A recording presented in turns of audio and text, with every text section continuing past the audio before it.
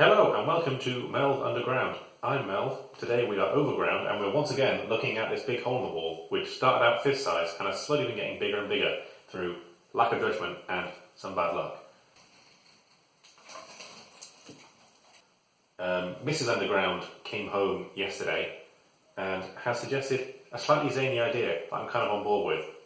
So the plan is to patch a lot of this up, but what we're going to do is we're going to leave some of it bare, and then we're going to put a picture frame over the top of it and kind of make like a feature out of it. So the plan is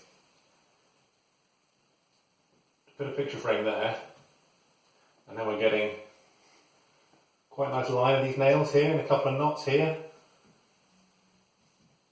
So we're going to fill in the rest, plaster in the rest of this stuff. Somehow leave something that's roughly square shaped in order to put this over the top. Then we're going to have to put a lining paper on, cut a hole in it, make sure that's square and neat, and then we'll put this frame over the top of it. So there's a lot of risk for things to go wrong here, and the reward is probably mediocre. But we're going to do it. Okay, so first thing I'm going to do is I'm going to get see what I've got downstairs into the thin wood stock, and then I'm going to try and create a bit of a box here so I've got something to plaster up to, and I create my kind of square void. Well, I just went to go and get the picture from the picture frame we're using, so I have a template to cut the plyboard, and of course I can just use the backer that was in the frame, which is already exactly the same size as the glass. And it's nice and thin, so we should be able to nail through this into here and kind of go with the original plan.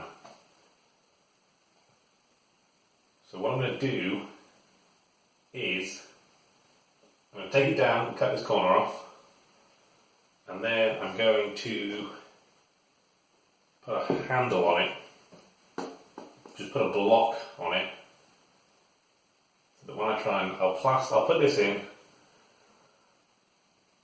I'll plaster over it. This side is quite smooth, so hopefully the plaster won't bond to it very well. And then when it comes to uncovering it, I'll just chip away at the plaster until we pull this whole thing out. And hopefully it won't bring the rest of the plaster down with it.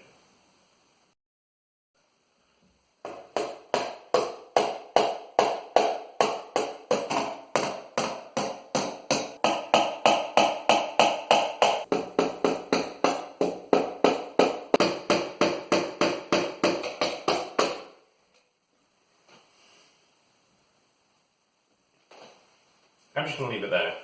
It's not a great hold, but it's not a permanent hold anyway, so let's prep for the plaster. Okay, so we've plastered around our blank, so now what we need to do now is start trying to cut the plaster away from the edges of the blank, and then we'll try and peel the whole thing off, and hopefully we won't make a huge mess of the plaster that's taken me a long time to do.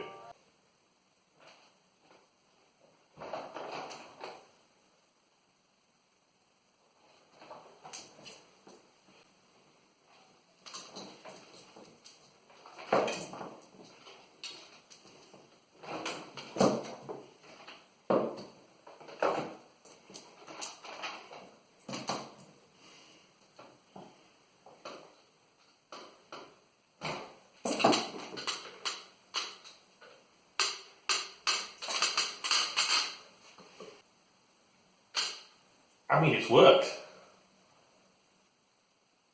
There's a little bit of tidying up to do just around some of these edges here, where there's been big gaps between the blank I had and the laths underneath, because the laths are pretty uneven.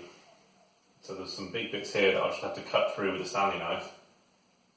But apart from that, it's gone fairly well. We've done the lining papering and the painting, and it wasn't too difficult to trim around. It's a little bit raggedy on the bottom here, but hopefully that'll be covered up by the picture frame. Crucially, the bits where it's over the existing plaster, it's nice and neat. I think I'm going to leave the plaster on the inside here unpainted and a little bit rough. I think that might add to the charm.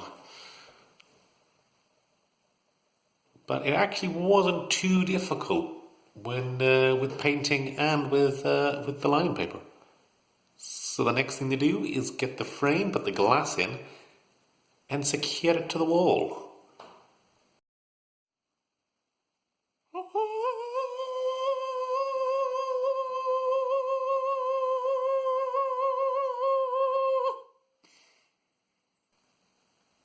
It's so beautiful. Okay, so this is how it's finished. Looks alright. We paired it with, in the bottom corner here, this was some wallpaper I found in the wall that was used to do something it should have been used for. And then up here is some wallpaper that's on the wall behind this one, which is going up to the attic. So it's quite a nice little trio presentation of kind of some of the old details of the house. I think it's kind of pretty sweet. One thing that is kind of annoying is that with all the laths kind of going down at a slight angle, it's not coming out on camera very well, but in person it makes it look like everything is out of square. It makes it look like everything is shifted over.